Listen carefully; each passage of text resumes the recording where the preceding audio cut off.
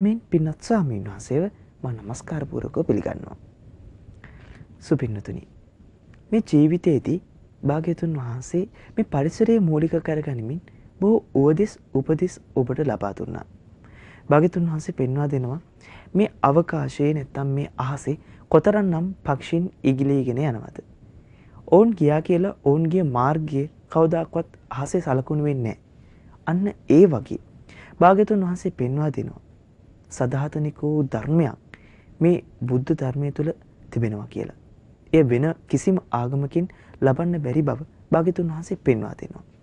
මේ උතුම් සත්‍ය කාරණා පිළිබඳ නුවණස පහදා දුන් භාග්‍යතුන් වහන්සේ කොතරම්නම් උතුම් පුද්ගලයෙක්දයි භාග්‍යතුන් වහන්සේගේ ගුණකඳ අභිමුඛ කරගනිමින් විවිධාකාරී කාරණා ඉස්මතු කරගනිමින් භාග්‍යතුන් වහන්සේ පෙන්වා දෙනවා. උදාහරණයක් විදිහට සිංහ රාජයෙක් පිළිබඳ සැලකලවහ සියලු දෙනා තැති ගන්නවා, බිය වෙනවා. භාග්‍යතුන් වහන්සේගේ ගුණකඳ ඒට අසමසම කරමින් භාග්‍යතුන් වහන්සේගේ මහා තෙද බල ඒ හා සමගාමී කරමින් භාග්‍යතුන් වහන්සේ පෙන්වා දුන් ඒ උතුම් ශ්‍රී සත්‍යර්මීය කාරණාවක් පිළිබඳයි අද ධර්මදේශනාවෙන් කතා කරන්නට බලාපොරොත්තු වෙන්නේ.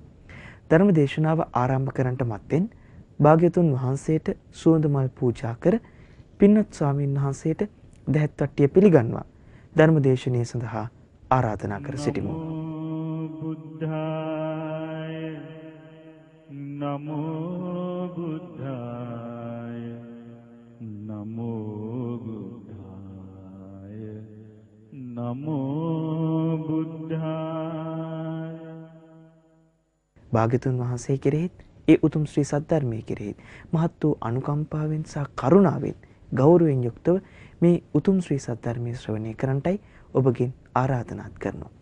මහා මෙවුනාව භාවනාසපවාසී පින්වත් ස්වාමීන් වහන්සේ අපට අනුකම්පා පිණිස අප භාග්‍යතුන් වහන්සේ දේශනා කොට වදාළ ඒ උතුම් ශ්‍රී සද්ධර්මයේ දේශනා කොට වදාරනසේක්වා. සාදු සාදු සාදු සාදු සාදු සාදු. නමෝ තස්ස භගවතු අරහතු සම්මා සම්බුද්දස්ස. නමෝ තස්ස භගවතු අරහතු සම්මා සම්බුද්දස්ස. නමෝ තස්ස භගවතු අරහතු සම්මා සම්බුද්දස්ස. බුද්ධං සරණං ගච්ඡාමි ධම්මං සරණං ගච්ඡාමි සංඝං සරණං ගච්ඡාමි ဒ ුතියම්පි බුද්ධං සරණං ගච්ඡාමි ဒ ුතියම්පි ධම්මං සරණං ගච්ඡාමි ဒ ුතියම්පි සංඝං සරණං ගච්ඡාමි တ තියම්පි බුද්ධං සරණං ගච්ඡාමි တ තියම්පි ධම්මං සරණං ගච්ඡාමි တ තියම්පි සංඝං සරණං ගච්ඡාමි. සාදු සාදු සාදු. සීලය අදිෂ්ඨාන කරගෙන කියන්න. සතුන් මෙරීමෙන් වැළකීම නම් වූ සිල්පදේ සමාදන් වෙමි. සොරකමින් වැළකීම නම් වූ සිල්පදේ සමාදන් වෙමි. වැරදිකාම සේවනයෙන් වැළකීම නම් වූ සිල්පදේ සමාදන් වෙමි. බොරු කීමෙන් වැළකීම නම් වූ සිල්පදේ සමාදන් වෙමි. මත්පැන් හා මත්ද්‍රව්‍ය භාවිතයෙන් වැළකීම නම් වූ සිල්පදේ සමාදන් වෙමි. උතුම් තිසරණ සහිත වූ මාගේ මේ සීලය මෙලොව යහපත පිණිසද පරලොව සුගතිය පිණිසද නිවන අවබෝධ වීම පිණිසද උපකාර වේවා. සාදු සාදු සාදු. නමස්කාර වේවා බුදුරුවනට සැමදා බුදු හිමි සරණ යමි. නමස්කාර වේවා ධම්රුවනට සැමදා සදහම් සරණ යමි. නමස්කාර වේවා සංඝරුවනට සැමදා මහා සංඝ සරණ යමි. නමස්කාර වේවා තුනුරුවනට සැමදා තිසරණ සරණ යමි. සාදු සාදු සාදු. ගරුතර මහා සංඝරත්නයන් අවසරයි. ශ්‍රද්ධාවන්ත පින්වත්නි, බුදුරජාණන් වහන්සේගේ ධර්මය අපි ඉගෙන ගනිද්දී උන්වහන්සේ ධර්මයේ දේශනා කළේ කෙලෙස් රහිත වූ අසහාය මුනිවරයෙක් බවට පත් වෙලා. බුදුරජාණන් වහන්සේගේ ධර්මය ලෝකේ කිසි ශ්‍රමණෙක්, බ්‍රාහ්මණෙක්, දෙවියෙක්, මාරයෙක් කිසි කෙනෙකුට බුදුරජාණන් වහන්සේගේ ධර්මය, ඒ ධර්මයේ අවබෝධ කරගන්න, උන්වහන්සේ දේශනා කරපු ධර්මයේ අවබෝධ කළොත් ප්‍රතිඵල ලැබෙන්නේ නැහැ කියලා උන්වහන්සේට චෝදනා කරන්න බෑ. උන්වහන්සේ ඒ කාරණාවෙන් විශාරද බවට පත් වෙලා ඉන්නේ. පින්වත්නි, බුදුරජාණන් වහන්සේට විශාරද ඥාන 4ක් තිබුණා. බුදුරජාණන් වහන්සේට තිබුණා පළවෙනි විශාරද ඥානය සම්මා සම්බුද්ධයි. සම්මා සම්බුද්ධයි කියන්නේ ගුරු උපදේශ නැතිව තමයි බුදුරජාණන් වහන්සේ චතුරාර්ය සත්‍ය ධර්මය අවබෝධ කළේ. උන්වහන්සේ ගුරු උපදේශ රහිතව චතුරාර්ය සත්‍ය ධර්මයේ අවබෝධ කළාට පස්සේ සම්මා සම්බුදු බවට පත් වුණා. උන්වහන්සේ බෝධි මූලයේදී උතුම් සම්බුද්ධත්වයට පත් වෙද්දී කිසිම කෙනෙකුගෙන් උපකාරයක් ලැබුණේ නැහැ. ඉතින් බුදුරජාණන් වහන්සේ ඒ කාරණාවෙන් සම්මා සම්බුද්ධ බවට පත් වුණාට බුදුරජාණන් වහන්සේට දෙවියන්, මරුන්, බමුණු සහිත ලෝකේ කිසි කෙනෙකුට චෝදනා කරන්න බෑ ඔබ වහන්සේ සම්මා සම්බුද්ධත්වයට පත් වෙලා නැහැ කියලා.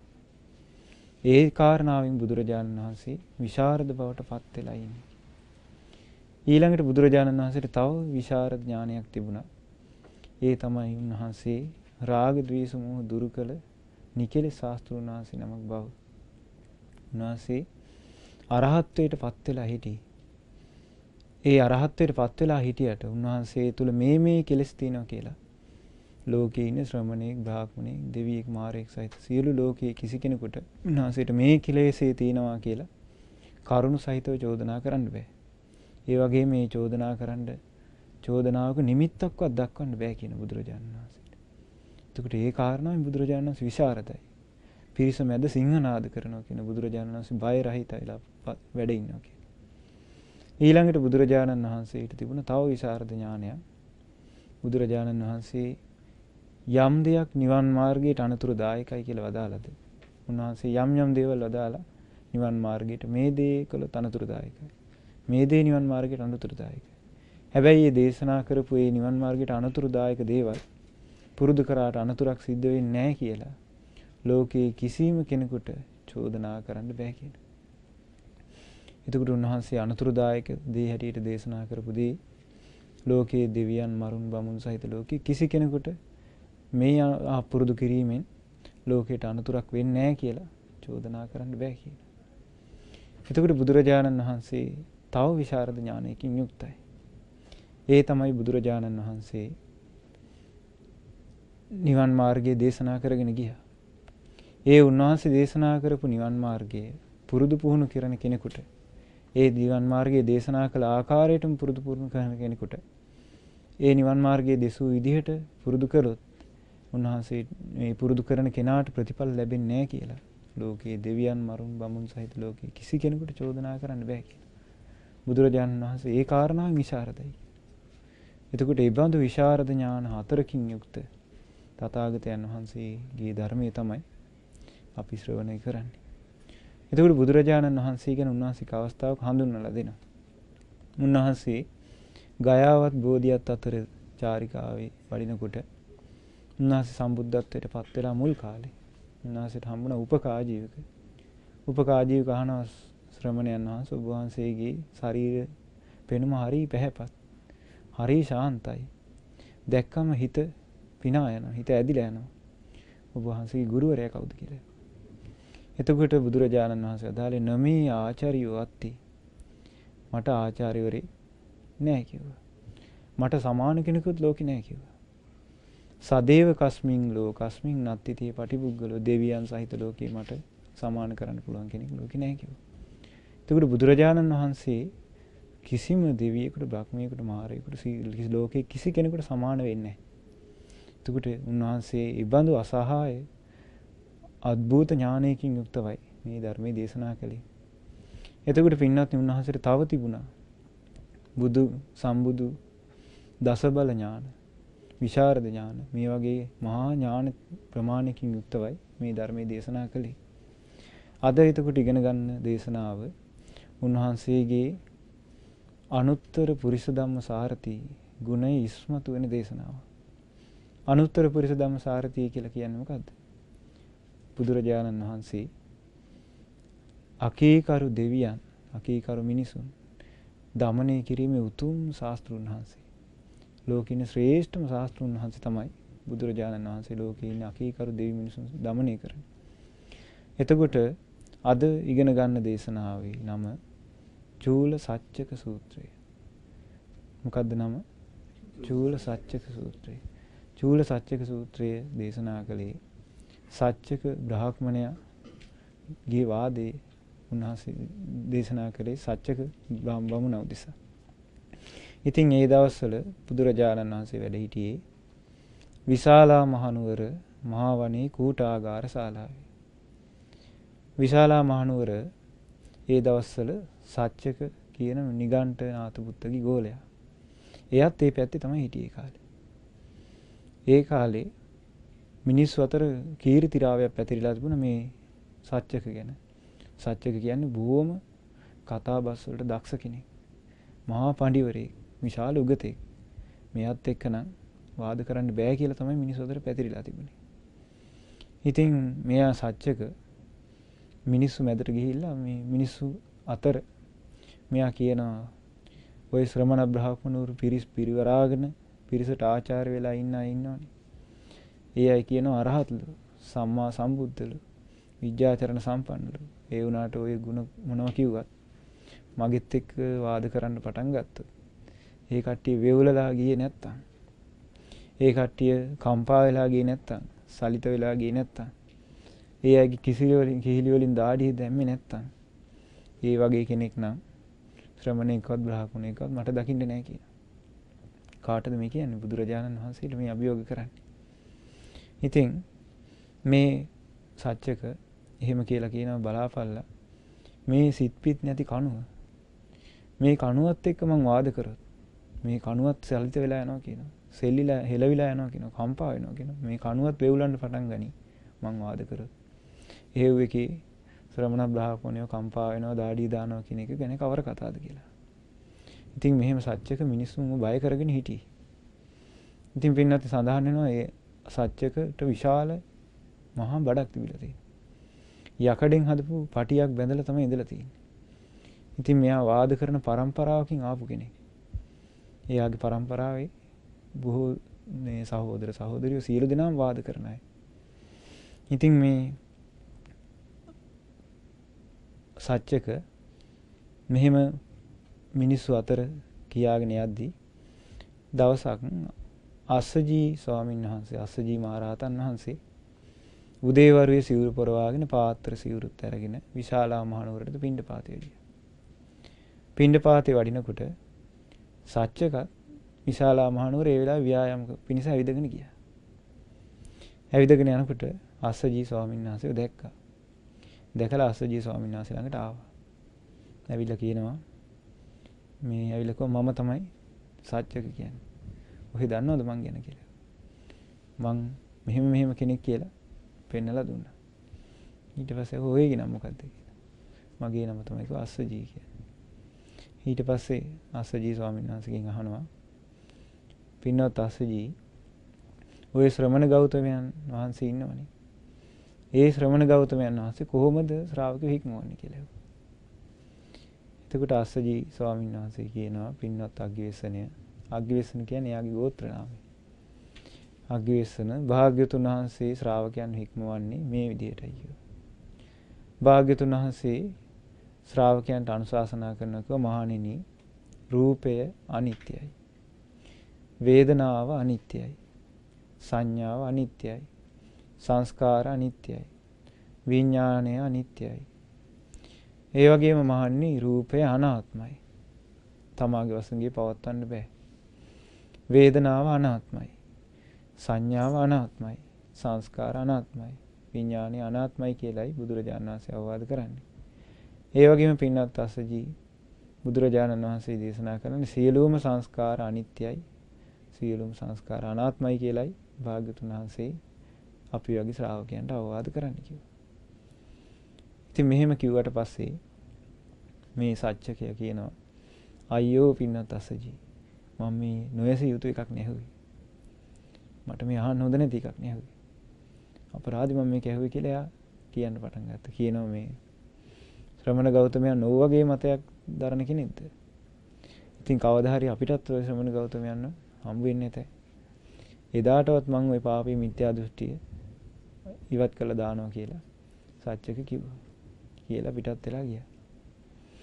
ඒ දවස්වල ලිච්ඡවි කුමාරවරු 500ක පමණ පිරිසක් රැස්වීම ශාලාවකට එකතු වෙලා කටයුත්තකට සහභාගී වෙලා හිටියේ. ඒ අතරට මේ නිගණ්ඨ පුත්‍ර සත්‍යක ගියා. ගිහිල්ලා ඒ පිරිසට කියනවා පින්වත් ලිච්ඡවිවරුනි මේ දන්නවද කියලා ඇහුවා.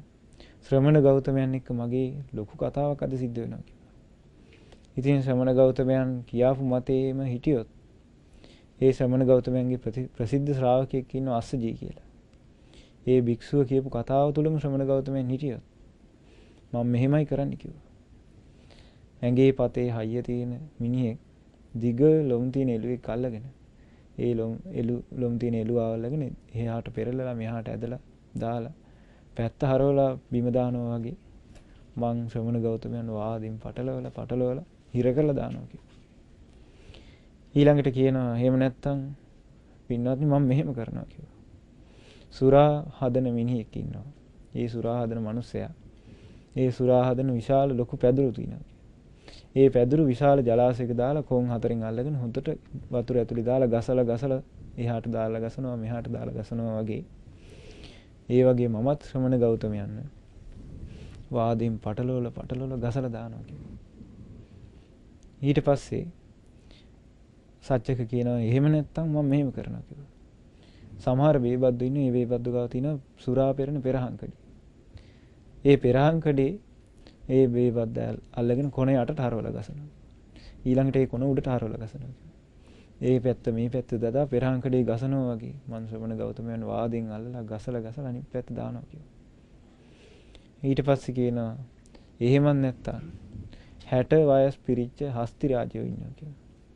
ඒ හස්ති රාජයෝ පොකුණට බැහැලා කන් දෙකින් වතුර කලඹනවා, හොඬ වලින් වතුර කලඹනවා, පා වලින් අත් වලින් කකුල් වලින් මේ වතුර කලඹලා සනදෝයික කියන පොකුණ කලඹන සෙල්ලම කරනවා කියනවා. මේ ලිච්ඡවිවරුනි මමත් එහෙම ශ්‍රමණ ගෞතමයන් වාදයෙන් පටලවල අවුල් කළා දානවා කියනවා. මාත් එක්ක අද ලොකු කතා බහක් ශ්‍රමණ ගෞතමයන්ගේ ඇති වෙනවා කියලා මේ පිරිස මැද්දේ කියන්න පටන් ගත්තා. එහෙම කියනකොට සමහර ලිච්ඡවීවරු කිව්වා අයියෝ මේ ශ්‍රමණ ගෞතමයන් වහන්සේ අපරාධ මේ නිගණ්ඨනාථ පුත්තත් එක්ක මේ නිගණ්ඨනාථ පුත්තගේ ශ්‍රාවකෙක් වෙච්ච සත්‍යකත් එක්ක වාද කරන්න ඉන්නේ. මේ සත්‍යක පඬිතුමා හරි බුද්ධිමත්. මහා නුවණ තියෙනවා. මෙයා නෙවෙයි මේ ශ්‍රමණ ගෞතමයන් නෙවෙයි නින්න ඕනි වාද කරන්නේ. මෙයා නියන්න ඕනි වාද කරන්න කිව්වා. සමහර අය කියන්න පටන් ගත්තා මේ සත්‍යකයා කවුද බුදුරජාණන් වහන්සේත් එක්ක වාද කරන්න. බුදුරජාණන් වහන්සේ නෙමෙයි මේ සත්‍යකත් එක්ක වාද කරන්න ඕනි. එහෙම කියලා නිගණ්ඨනාථ පුත්‍ර සත්‍යකයා 500ක් ලිච්ඡවී පිරිසත් පිරිවරාගෙන බුදුරජාණන් වහන්සේ වැඩ හිටපු ඒ විශාලා මහනුවර කූටාගාර ශාලාවේ වෙත ගියා. එහෙම යනකොට ගොඩාක් භික්ෂුන් වහන්සේලා ඒ වෙලාවේ එලි මහණේ සක්මන් කර කර ඉන්නවා. ඊළාන බවත්නි මේ ශ්‍රමණ ගෞතමයන් වහන්සේ මේ වෙලාවේ කොහෙද ඉන්නේ කියලා.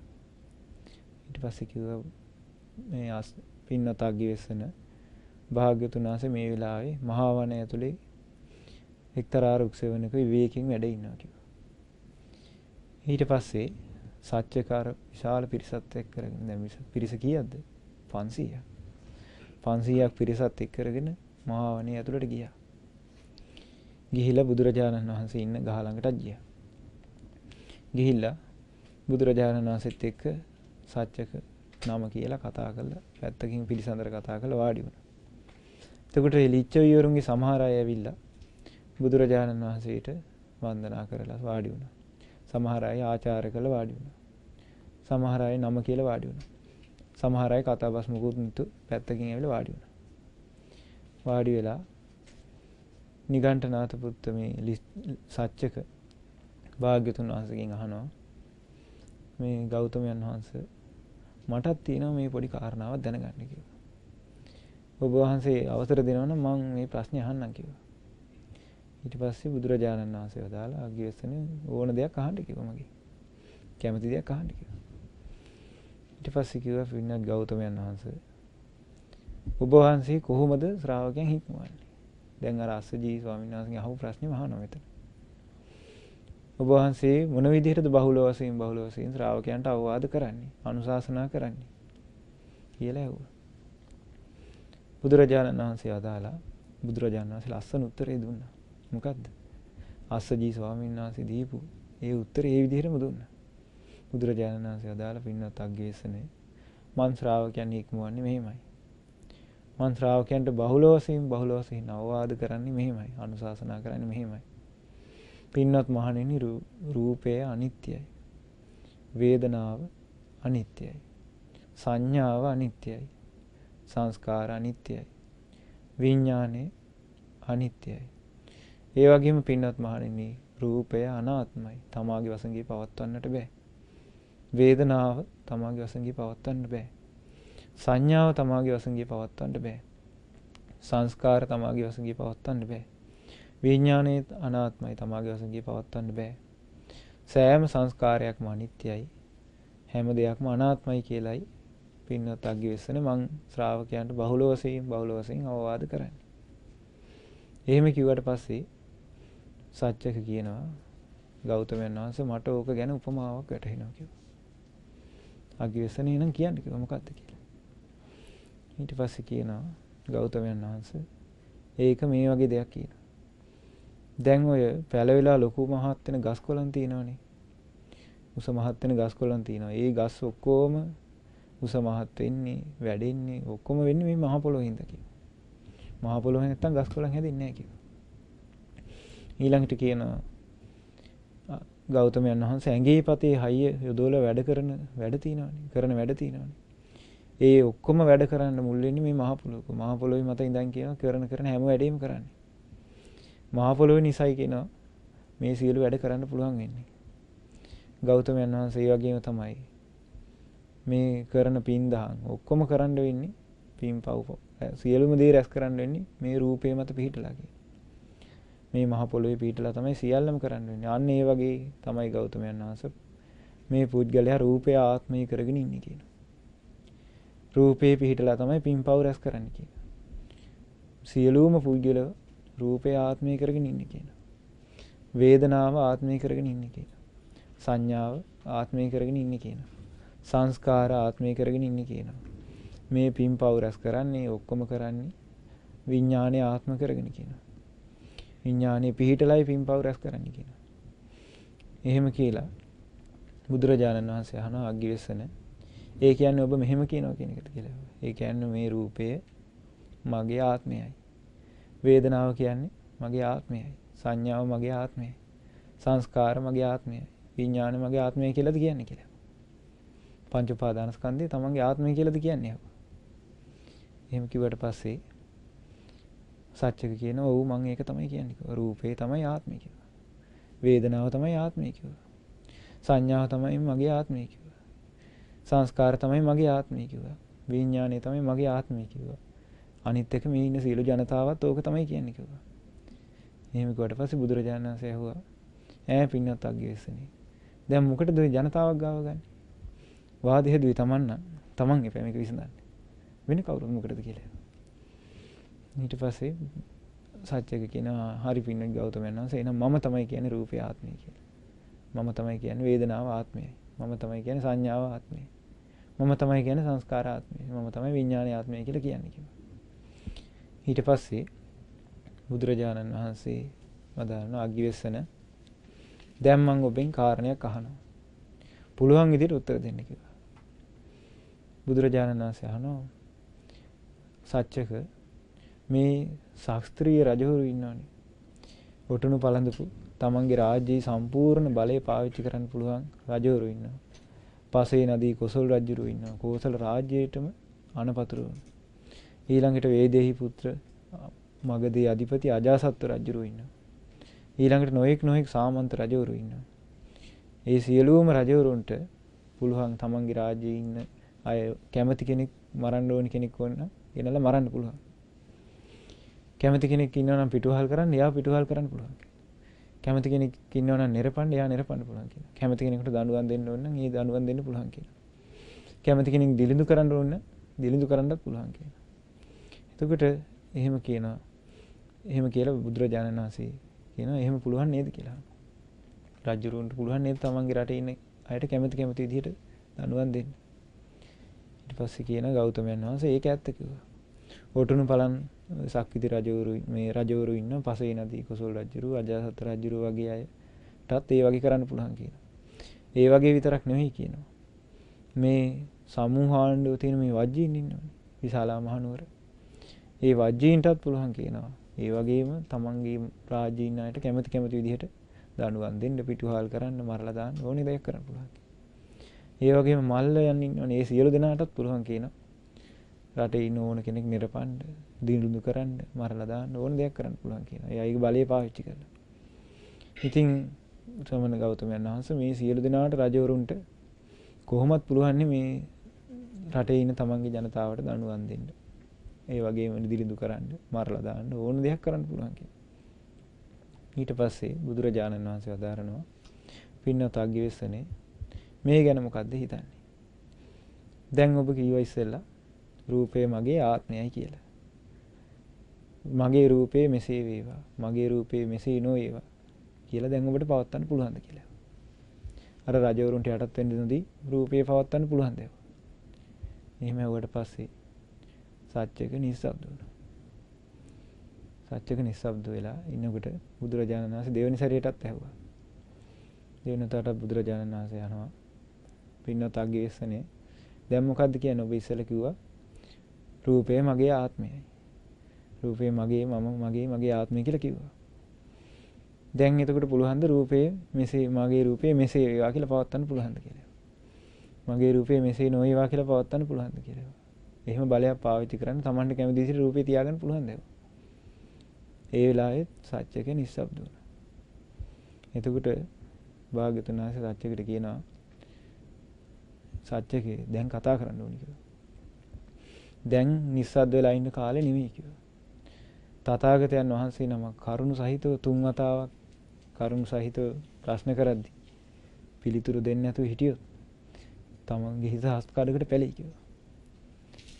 ඊට පස්සේ ඒ වෙලාවේ වජ්‍රපාණී කියලා යක්ෂයෙක් විශාල ගිනිදැල් පුපුරන ගිනිදැල් ඇවිලෙන යකදාවක් අරගෙන සත්‍යකේ ඔළුවට ඉහළින් ඉන්නවා. ඔළුවට ඉහළින් ඉඳලා සත්‍යකේට කියනවා සත්‍යකේ උත්තර දීපන් නැත්තම් පලන ඔළුව කියලා. ඊට පස්සේ අර ගිනිගෙන දැවෙන යකදාව දැකලා දැන් මේ සත්‍යක හොඳටම බය වුණා. බය වෙලා දාඩිය දාලා හොඳටම වේවුල වෙලා දැන් බුදුරජාණන් වහන්සේ ළඟට කිට්ටු වුණා.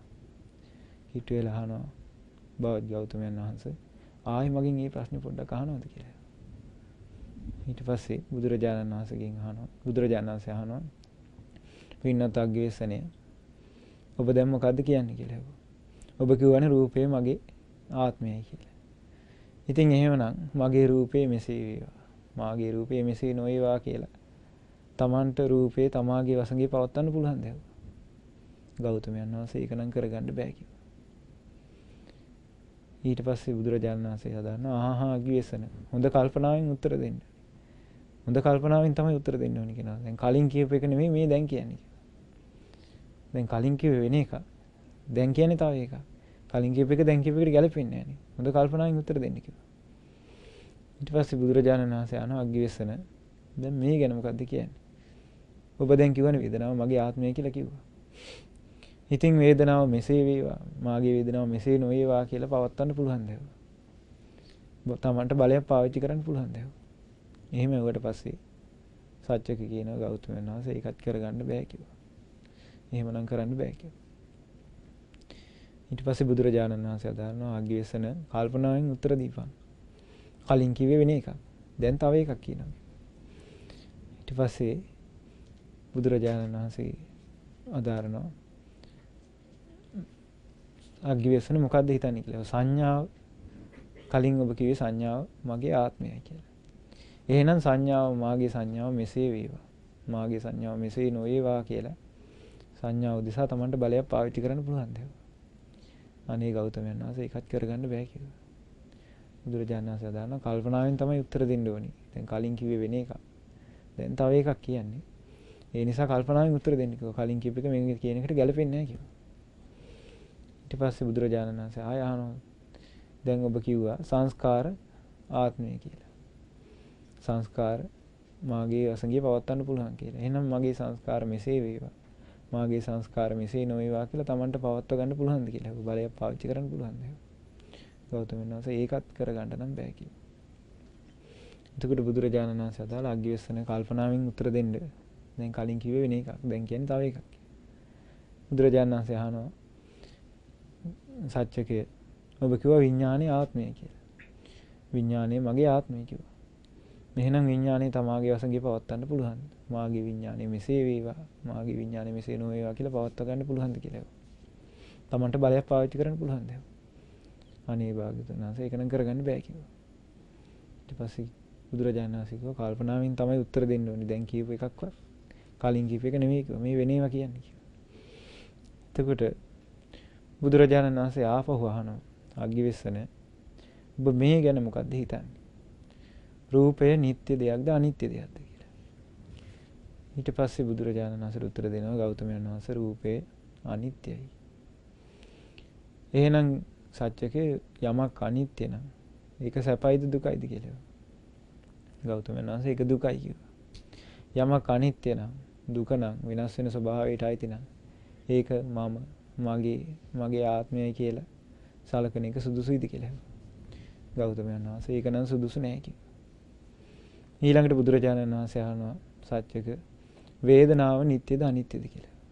අනිත්‍යයි. යමක් අනිත්‍ය නම් ඒක දුකයිද සැපයිද කියලා. දුකයි කිව්වා. යමක් අනිත්‍ය නම් දුක නම් වෙනස් වෙන ස්වභාවයට අයිති නම් ඒ මගේ ආත්මය කියලා ගන්න එක සුදුසුයිද කියලා. අනේ ගෞතමයන් වහන්සේ එහෙම සුදුසු නෑ කිව්වා. ගෞතමයන් බුදුරජාණන් වහන්සේ අහනවා සත්‍යකේ සංඥාව නිට්ටයද අනිත්‍යද කියලා. අනිත්‍යයි කිව්වා. යමක් අනිත්‍ය නම් සැපද දුකද? දුකයි කිව්වා. යමක් අනිත්‍ය නම් දුක නම් විනාශ වෙන ස්වභාවයට අයිති නම් ඒ මගේ ආත්මයයි කියලා ගන්න එක සුදුසුයිද කියලා. ගෞතමයන් වහන්සේ ඒක සුදුසු නෑ කිව්වා. සත්‍යකෙන් අහනවා එහෙනම් සංස්කාර නිට්ටයද අනිත්‍යද කියලා. අනිත්‍යයි කිව්වා. අනිත්‍ය නම් සැපද දුකද? දුකයි කිව්වා. අනිත්‍ය නම් දුක නම් වෙනස් වෙන ස්වභාවයට අයිති නම් සංස්කාර මගේ ආත්මය කියලා ගන්න පුළුවන් දේව. අනේ බෑනි භාග්‍යවතුන් වහන්සේ. ඊළඟට කියනවා සත්‍යකේ ඔබ කිව්වා මේ සත්‍යකේ විඥානේ නිට්ටයද අනිත්‍යද කියලා. අනිත්‍යයි කිව්වා. අනිත්‍ය නම් සැපද දුකද? දුකයි. යමක් අනිත්‍ය නම් දුක නම් වෙනස් වෙන ස්වභාවයට අයිති නම් ඒ මගේ ආත්මය කියලා ගන්න එක සුදුසුයිද? සුදුසු නැහැ කිව්වා. ඊට පස්සේ බුදුරජාණන් වහන්සේ සත්‍යකෙන් අහනවා පින්නත් අග්ගිවෙස්සනය ඔබ මොකද්ද මේ ගැන හිතන්නේ කියලා. යමෙක් දුකට ඇලිලා දුකටම පැමිණිලා දුකේම බැසගෙන දුකටම පත් වෙලා ඉඳගෙන දුකේම බැසගෙන ඉඳගෙන මේක මගේ මේක තමයි මම මේක තමයි මගේ ආත්මය කියලා දකිනවනම් එහෙම දැක පුළුවන් දහනවා එයාට දුක අවබෝධ කරන්න. එහෙම දැකලා දුක අවසන් කරන්න පුළුවන්ද කියලා. ගෞතමයන් වහන්සේ ඒක නම් කොහොමද කරගන්නේ කියලා. එහෙම කරගන්න බෑ කිව්වා. දුක මගේ ආත්මය මගේ ආත්මය කියලා හිතාගෙන දුක අවසන් කරන්න බෑ කිව්වා.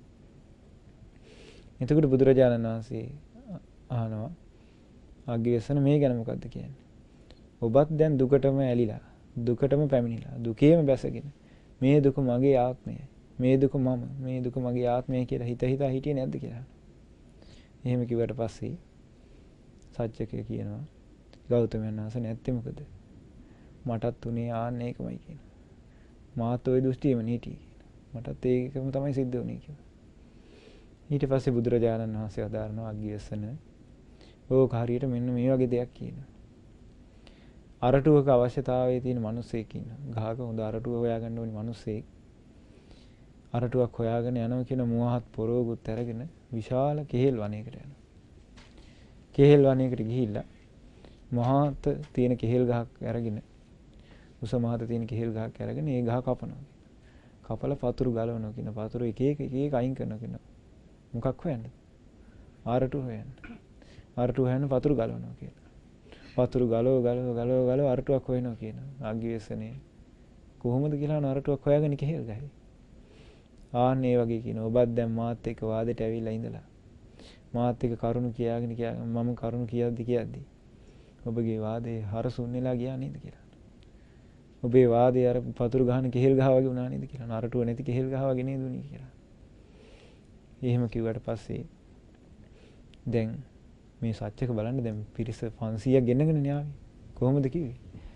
මම මේ ශ්‍රමණ බෞද්ධ ගෞතමයන් වහන්සේ එහෙට මෙහෙට හොලවලා පෙරලලා මේ එළුවා පැත්ත දානවා වගේ ඇතා ක්‍රීඩා කරනවා වගේ මම මේ ශ්‍රමණ ගෞතමයන් වහන්සේ අර සුරා පිරන පෙරහංකඩේ එහෙට මෙහෙට දානවා වගේ කලඹලා දානවා කියලා න්යාවි. දැන් එහෙම කියලා ආපු කෙනා පෙරදුනම කොහොම තියෙන්නේ නැද්දනේ. ඊට පස්සේ මේ බුදුරජාණන් වහන්සේ අහනවා මේ පින්නත අග්ගිවෙස්සන ඔබ විශාලා මහනුවර ජනතාව මැදට ගිහලා මෙහෙම නේද කිව්වේ කියලා. මහා පිරිස් ඉන්න පිරිස් වලට ආචාර්යෝ මමත් රහත් මමත් සම්මා සම්බුදු කියගෙන යන ශ්‍රමණ බ්‍රාහ්මණවරු ඉන්නවා. ඒ අය කවුරු හරි මාත් එක්ක වාදයට ආවොත් මාත් එක්ක වාද කරන්න ඇවිල්ලා කම්පා වෙන්නේ නැත්තම් මාත් එක්ක සැලිලා යන්නේ නැත්තම් මං වාද කරගෙන යද්දි වෙවුලන්නේ නැත්තම් කිහිලි වලින් හොෝගාලා දාඩිය වැක්කිරෙන්නේ නැත්තම් ඒ වගේ ශ්‍රමණේ බ්‍රාහ්මණයෙක් නම් මට දකින්න නෑ කියලා නෙමෙයි ඉස්සර කිව්වේ කියලා. ඊට පස්සේ කියනවා මේ අග්ගිවෙස්සන ඔබ කිව්වා නේද මේ හිත් පිට නැති කණුව පවා මං වාද කරන්න ගියොත් ඒක හෙල්ලිලා වෙවුලලා යයි. එහෙම මේ ශ්‍රමණ බ්‍රාහ්මණයෝ බය වෙනවා කියන එක අහන්නත් දෙයක්ද කියලා කිව්වේ නැද්ද කියලා. කිව්වා තමයි කියනවා. ඊට පස්සේ කියනවා අග්ගිවෙස්සන දැන් බලාපන් උඹේ නලලෙන් වැටෙන දාඩිය උතුරු සළුවටත් වැටිලා. දැන් උතුරු සළුවත් තෙමිලා බිමත් තෙමිලා කියලා. දාඩිය දාලා බය වෙලා. ඊට පස්සේ බුදුරජාණන් වහන්සේ වදාරනවා අග්ගිවෙස්සන බලන්න මගේ ශරීරය කියලා උන්වහන්සේ සිවුර පාත් කරලා පෙන්නනවා රත්තරන් පාට ශරීරය. මේ බලන්න මගේ ශරීරය තියෙනවද කියලා දාඩිය. උන්වහන්සේගේ ශරීරයට දාඩිය දාලා නැහැ. ඉතින් පිරිස ඉදිරියේ බුදුරජාණන් වහන්සේ තමන්ගේ රත්තරන් පාට ශරීරය පෙන්වනවා. එතකොට නිගණ්ඨනාත පුත්ගේ ගෝලෙක් වෙච්ච මේ සත්‍යක නිස්සබ්ද වුණා.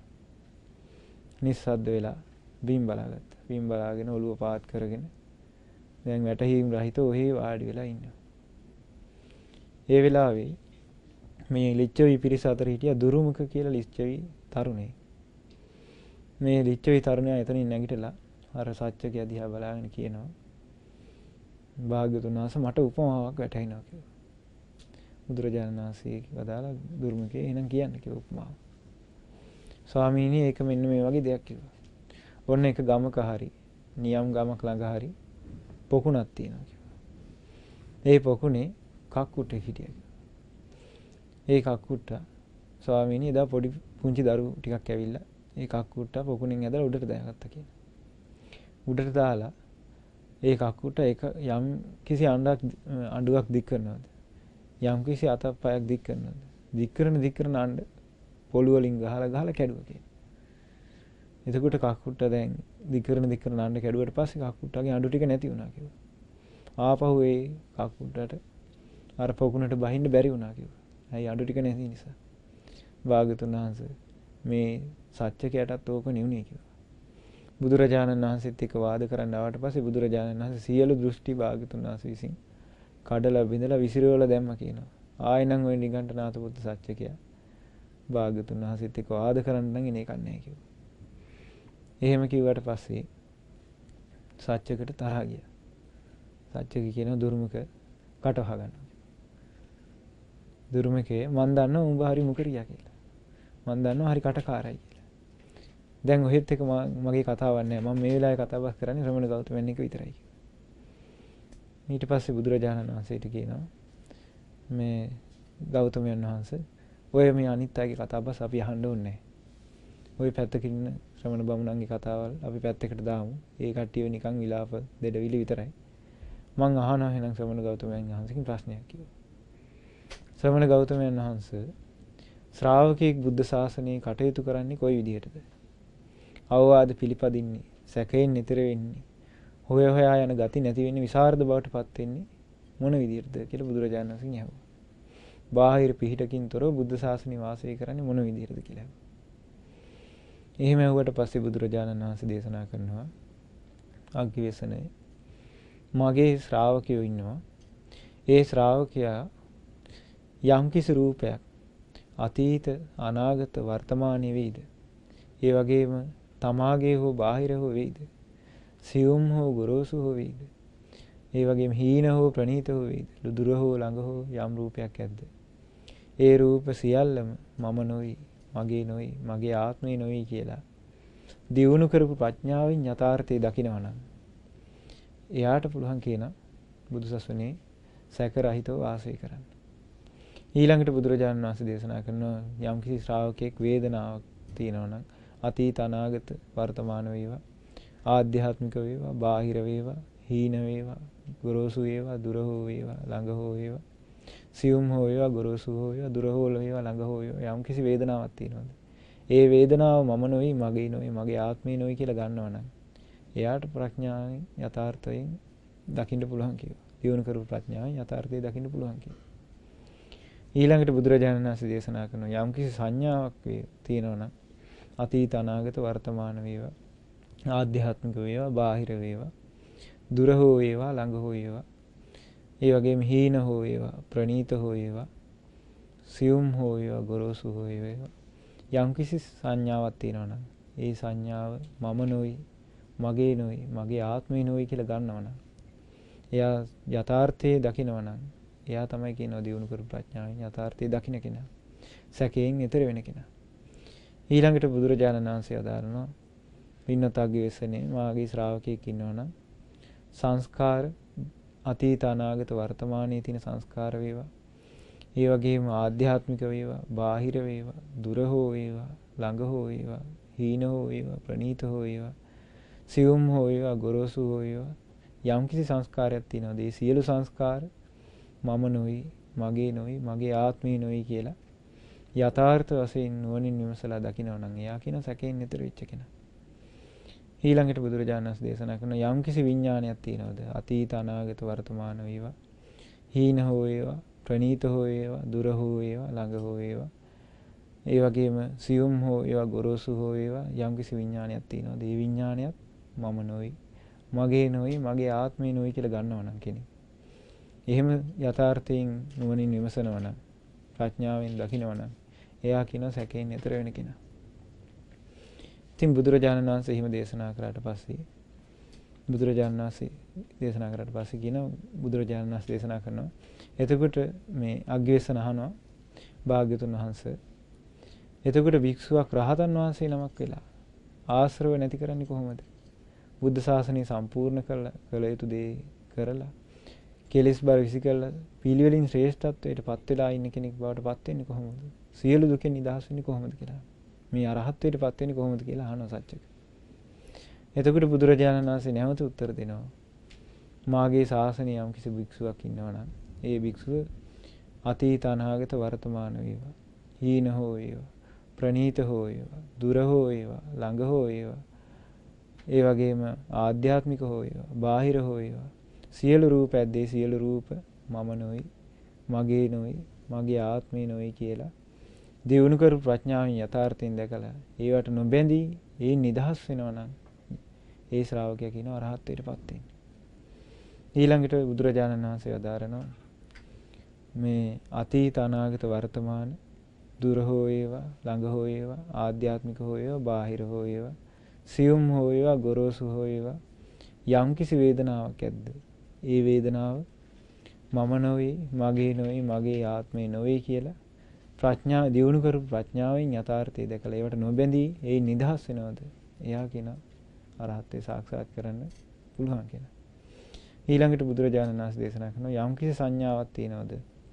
ඒ සංඥාව අතීත අනාගත වර්තමාන වේද? තමාගේ හෝ බාහිර හෝ වේද? ගොරෝසු හෝ සියුම් හෝ වේද? හීන හෝ ප්‍රනීත හෝ වේද? දුර හෝ ළඟ හෝ වේද? යම් සංඥාවක් ඇද්ද? ඒ සියලු සංඥා මම නොයි මගේ නොයි මගේ ආත්මේ නොයි කියලා දියුණු කරපු ප්‍රඥාවෙන් යථාර්ථය දැකලා ඒවට නොබැඳී ඒ නිදහස් වෙනවා නම් එයා කියනවා මේ අරහත්ත්වයටපත් වෙන්නේ. ඊළඟට යම් කිසි සංස්කාරයක් ඇද්ද? අතීත අනාගත වර්තමාන වේද? තමාගේ හෝ බාහිර වේද? ගොරෝසු හෝ සියුම් හෝ වේද? ප්‍රනීත හෝ දුර හෝ ප්‍රනීත හෝ හීන හෝ ප්‍රනීත හෝ වේද? දුර හෝ ළඟ හෝ වේද? යම් කිසි සංස්කාරයක් ඇද්දී සියලු සංස්කාරයන් මම නොයි මගේ නොයි මගේ ආත්මේ නොයි කියලා දියුණු කරපු ප්‍රඥාවෙන් යථාර්ථය දැකලා ඒවට නොබැඳී ඉන්නවා නම් කෙනෙක් නිදහස් වෙනවා නම් ආන්න එයා කියනවා අරහත්ත්වයටපත් වෙන්න සුදුසු වෙන කෙනා. ඊට පස්සේ බුදුරජාණන් වහන්සේ දේශනා කරනවා යම් කිසි විඥානයක් ඇද්ද? අතීත අනාගත වර්තමාන වේද? තමාගේ හෝ බාහිර හෝ වේද? හීන හෝ ප්‍රනීත හෝ වේද? දුර හෝ ළඟ හෝ වේද? යම් කිසි විඥානයක් ඇද්ද? ඒ විඥාණය මම නොයි මගේ නොයි මගේ ආත්මේ නොයි කියලා දියුණු කරපු ප්‍රඥාවෙන් යථාර්ථය දැකලා ඒකට බැඳෙන්නේ නැතුව ඒකෙන් නිදහස් වෙනවා නම් පින්නත් අග්ගිවසනය ඔච්චරකින්ම භික්ෂුවක් රහතන් වහන්සේ නම බවට පත් වෙනවා. ඔච්චරකින්ම භික්ෂුවක් ආශ්‍රවසය කළ නිවන් මාර්ගය සම්පූර්ණ කරගත්ත කෙනෙක් බවට පත් වෙනවා කියනවා. ඔච්චරකින්ම භික්ෂුවක් කෙලෙස් බර විසි කළා පිළිවෙලින් ශ්‍රේෂ්ඨත්වයට පත් වෙච්ච කෙනෙක් වෙනවා කියනවා. ඔය ටික කරගත්ත භික්ෂුව භව බන්ධන නැති කරලා අවබෝධයෙන් යුතුව දුකින් මිදුණු කෙනෙක් බවට පත් වෙනවා කියනවා. ඉතින් බුදුරජාණන් වහන්සේ ඊට පස්සේ දේශනා කරන ලස්සන කාරණාව පින්නත් අග්ගිවසනය ඔය විදිහට විමුක්තිය සිත් ඇති භික්ෂුව අනුත්තරීය කරුණු තුනකින් යුක්ත වෙනවා කියනවා. අනුත්තරීය කරුණු තුනක් කියන්නේ ශ්‍රේෂ්ඨත්වයට පත් වෙච්ච කරුණු තුනක් තියෙනවා කියනවා රහතන් වහන්සේ තුල. ඒ කරුණු තුන තමයි පින්නත්නි ඒ රහතන් වහන්සේලා දැකීමනොත් අනුත්තරයි කියන. ඒ රහතන් වහන්සේලා දැකීමනොත් ශ්‍රේෂ්ඨත්වයට පත් වෙනවා කියන අනුත්තරයි කියන. ඒ වගේම උන්වහන්සේලාගේ ප්‍රතිපත්තියත් අනුත්තරයි කියන. උන්වහන්සේලාගේ ප්‍රතිපත්තිය අනුත්තරයි කියන. ඒ වගේම උන්වහන්සේලාගේ යම් කිසි නිවනක් ඇද්ද? ඒ විමුක්තියත් අනුත්තරයි කියන. රහතන් වහන්සේලාගේ විමුක්තියක් අනුත්තරයි කියන. පින්නත් අග්ගිවසනය ඔය විමුක්ති සිත් ඇති භික්ෂුව තථාගතයන් වහන්සේට සත්කාර කරනවා කියන. ගෞරව කරනවා කියන. බුහුමන් දක්වනවා කියන. පුද පූජා දක්වනවා කියන. රහතන් වහන්සේලා පුද පූජා දක්වන්නේ කොහොමද කියලා උන්වහන්සේ බුදුරජාණන් වහන්සේ දේශනා කරනවා. ඒක හරිය ලස්සනයි. රහතන් වහන්සේලා බුදුරජාණන් වහන්සේට උපහාර දක්වන විදිහ බුදුරජාණන් වහන්සේ දේශනා කරනවා. බුද්ධෝසෝ භගවා බුදුරජාණන් වහන්සේ චතුරාර්ය සත්‍ය ධර්මයේ අවබෝධ කළානි. අවබෝධ කළසේක. බෝධාය ධම්මං දේසේති. අනිත් අයට චතුරාර්ය සත්‍ය ධර්මය අවබෝධ කර ගැනීම පිණිසයි බුදුරජාණන් වහන්සේ දහම් දෙසන්නේ කියලා රහතන් වහන්සේලා පුද පූජා උපහාර දක්වනවා කියන. ඊළඟට දන්තෝසෝ භගවා බුදුරජාණන් වහන්සේ දමණය වුණා. දමතාය ධම්මං දේශේති. අනිත්‍යය දමනය කිරීම පිණිස ධර්මයේ දේශනා කරනවනි. බුදුරජාණන් වහන්සේ අනිත්‍යය නිවන් දමනය කිරීම පිණිස ධර්මයේ දේශනා කරනසේක කියලා උපහාර දක්වනවා කියන රහතන් වහන්සේලා. පුද පූජා කරනවා කියන. ඊළඟට සන්තෝසෝ භගවා බුදුරජාණන් වහන්සේ කෙලෙස් වලින් සංසිඳිලා ගියා. උන්වහන්සේ සංසිඳීමටපත් වුණා. සමතාය ධම්මං දේශේති. අනිත්‍යය මේ සංසිඳ වීම පිණිස බුදුරජාණන් වහන්සේ ධර්මයේ දේශනා කරනවා කියන්නේ. ඊළඟට බුදුරජාණන් වහන්සේ දේශනා කරනවා තින්නෝසෝ භගවා බුදුරජාණන් වහන්සේ නිවන් මාර්ගයෙන් සසරෙන් එතරට වැඩිය කියන. තරණාය ධම්මං දේශේති. සසරෙන් එතර වීම පිණිස බුදුරජාණන් වහන්සේ දහම් දේශනා කියන. ඊළඟට පරිනිබ්බුතෝසෝ භගවා බුදුරජාණන් වහන්සේ පිරිනිවනට වැඩිය කියන. පරිනිබ්බානාය ධම්මං දේශේති. අනිත් අයට පිරිනිවන් පාම පිණිස ධර්මයේ දේශනා කරනවා කියන. රහතන් වහන්සේලා මේ විදිහට බුදුරජාණන් වහන්සේට පුද පූජා උපහාර දක්වනවා කියන. ඉතින් පින්නත් එහෙම රහතන් වහන්සේලා බුදුරජාණන් වහන්සේට උපහාර දක්වන විදිය බුදුරජාණන් වහන්සේ දේශනා කළාට පස්සේ මේ නිගණ්ඨ පුත්‍ර සච්චක බුදුරජාණන් වහන්සේට කියනවා පින්නත් ගෞතමයන් වහන්සේ අපිමයි වෙනසුනේ කියලා. අපිමයි විනාශ වුනේ කියලා. අපිමයි හිතුවක්කාර වුනේ. මේ අපි හිතුවා ශ්‍රමණ ගෞතමයන් වහන්සේ වාදයක පටලවල හැප්පෙන්න හිතුවනේ. ශ්‍රමණ ගෞතමයන් වහන්සේ මද කිපිච්ච කුලප්පු වෙච්ච හස්ති රාජයෙක් එක්ක හැප්පිලා නම් ඒ කෙනාට යම් කිසි සෙතක් වෙන්න ඉඩ තියෙනවා කිව්වා. නමුත් ශ්‍රමණ ගෞතමයන් වහන්සේත් එක්ක හැප්පිච්ච කෙනෙකුට නම් සෙතක් වෙන්නේ නැහැ කිව්වා. ශ්‍රමණ ගෞතමයන් වහන්සේ ඇවිලෙන ගිනි කඳක් තියෙන කෙනෙක් ගිනි කඳක් ළඟට ගිහිල්ලා මිනිස්සෙක්ගේ ගිනි කඳ වැළඳගත්තොත් ඒ වැළඳගත්ත කෙනාට නම් සෙතක් වෙන්න පුළුවන් කියනවා. නමුත් ශ්‍රමණ ගෞතමයන් එක්ක හැප්පෙන්න ගිහිල්ලා වාද කරන්න ගිය කෙනෙකුට නම් සෙතක් වෙන්නේ නැහැ කිව්වා. ශ්‍රමණ ගෞතමයන් වහන්සේ විසගෝර සර්පයෙක් ඉන්නවා. ඒ සර්පයා වැළඳගත්ත කෙනෙකුට නම් යම් කිසි සෙතක් වෙන්න ඉඩ තියෙනවා කිව්වා. නමුත් ශ්‍රමණ ගෞතමයන් වහන්සේත් එක්ක වාද කරන්න ඇවිල්ලා හැප්පිච්ච කෙනෙකුට නම් සෙතක් වෙන්නේ නැහැ කියනවා. ඉතින් මේ සත්‍යක කියනවා ස්වාමීනි ගෞතමයන් වහන්සේ අපිමයි වෙනසුනේ. අපිමයි හිතුවක්කාර වුනේ. අපිමයි වාදයක පටලවලා ශ්‍රමණ ගෞතමයන් හප්පන්න තීරණය කළේ. පින්නත් ගෞතමයන් වහන්සේ හෙට දවසේ භික්ෂු සංඝයා සමග මාගේ දානය පිළිගන්නාසේක්වා කියලා දානෙට ආරාධනා කළා. මෙයාගේ හිත පැහැදුනා ඒ වෙලාවේ.